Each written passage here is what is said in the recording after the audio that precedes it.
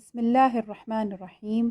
الحمد لله رب العالمين، والصلاة والسلام على رسول الله صلى الله عليه وسلم وآله وصحبه أجمعين۔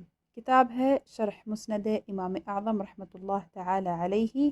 عنوان ہے باب قراءۃ الامام قراءۃ لمن خلفہ، امام کی قراءت ہی پیچھے کھڑے ہونے والوں کی قراءت ہے۔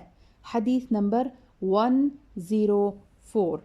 ابو حنیفة عن موسى عن عبد الله بن شداد عن جابر بن عبد الله أن رسول الله صلى الله عليه وسلم قال: من كان له إمام فقراءة الإمام له قراءة.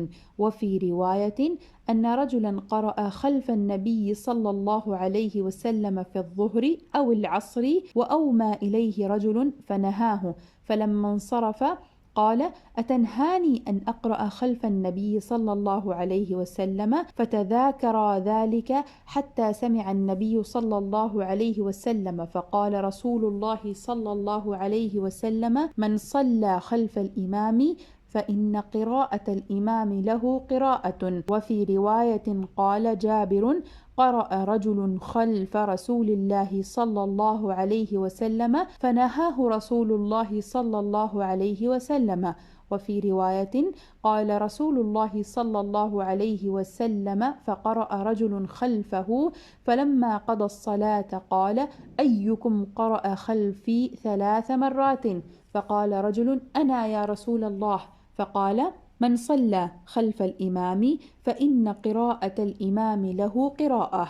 وفي رواية قال: انصرف النبي صلى الله عليه وسلم من صلاة الظهر أو العصر فقال: من قرأ منكم سبح اسم ربك الأعلى؟ فسكت القوم حتى سأل عن ذلك مرارا، فقال رجل من القوم: أنا يا رسول الله صلى الله عليه وسلم. قال: لقد رأيتك تنازعني أو تخالجني القرآن۔ حضرت جابر رضی اللہ عنہ فرماتے ہیں کہ رسول اللہ صلی اللہ علیہ وسلم نے فرمایا: جس شخص کا امام ہو تو اس امام کی قراءت ہی مقتدی کی قراءت ہے۔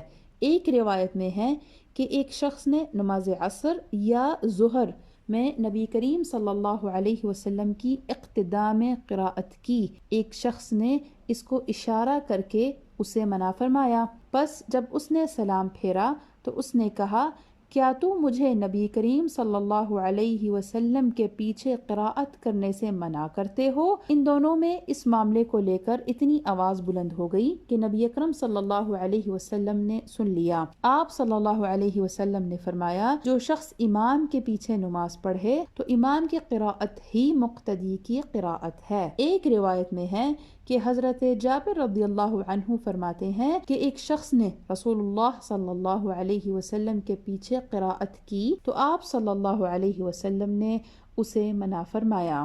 ایک روایت میں ہے رسول اللہ صلی اللہ علیہ وسلم نے لوگوں کو نماز پڑھائی تو ایک آدمی نے آپ صلی اللہ علیہ وسلم کے پیچھے قراءت کی۔ جب آپ صلی اللہ علیہ وسلم نے نماز مکمل فرما لی تو فرمایا: تم میں سے کس نے میرے پیچھے قراءت کی 3 مرتبہ؟ آپ صلی اللہ علیہ وسلم نے یہ کلام فرمایا تو ایک آدمی نے عرض کی: میں نے یا رسول اللہ صلی اللہ علیہ وسلم۔ آپ صلی اللہ علیہ وسلم نے فرمایا: جو شخص امام کے پیچھے نماز پڑھے تو امام کی قراءت ہی اس کی قراءت ہے۔